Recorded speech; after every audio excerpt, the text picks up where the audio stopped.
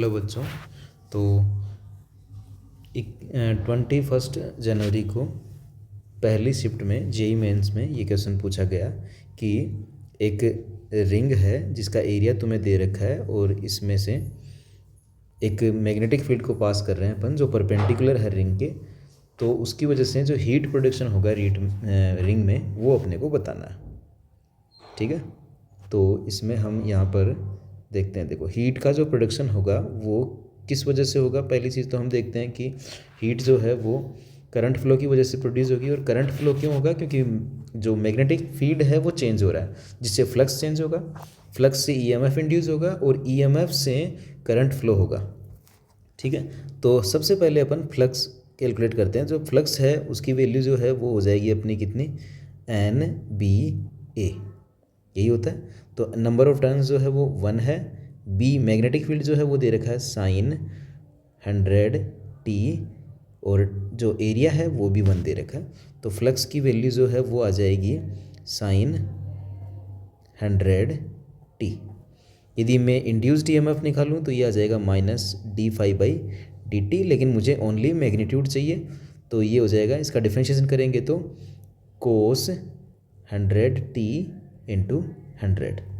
ठीक है, तो जो करंट की वैल्यू है वो आ जाएगी E/R और वो अपने को अमाउंट ही चाहिए ओनली। तो ये आ जाएगा, R जो है वो भी 100 दे रखा है, तो ये 100 से ये जो 100 दे EMF में 100 है वो कट जाएगा, यानी कि ओनली cos 100t जो है वो बच जाएगा। अब हीट प्रोड्यूस जो है वो होता है यहाँ पर क्या, हीट प्रोड्यूस्ड जो है वो हो जाएगा इंटीग्रेशन I²R/dt और 0 से T एक टाइम पीरियड के लिए। अच्छा, पहले टाइम पीरियड जो है वो कितना होगा, 2π/ओमेगा।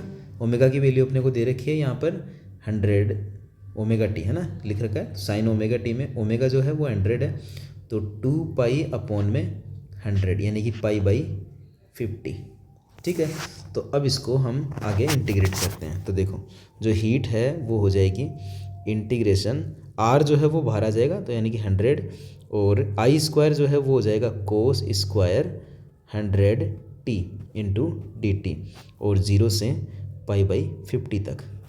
अब यदि इसको इंटीग्रेट करते हैं तो मैं इसको कन्वर्ट करता हूँ पहले तो यदि कन्वर्ट करेंगे पहले तो cos इसको लिख सकते हैं 1 + cos 2θ यानी कि 200t/2 dt 0 से π/50 तक।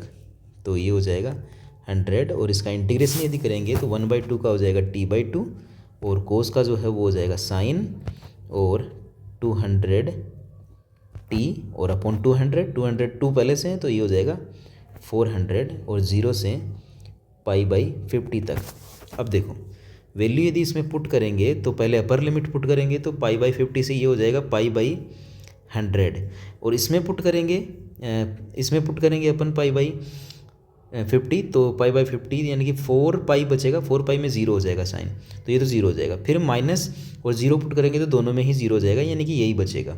और इसको यदि सोल्व करेंगे तो ये हो जाएगा अपना पाई, यानी कि अपना ये फाइनल आंसर हो जाएगा जो 4th ऑप्शन में अपने को दे रखा है।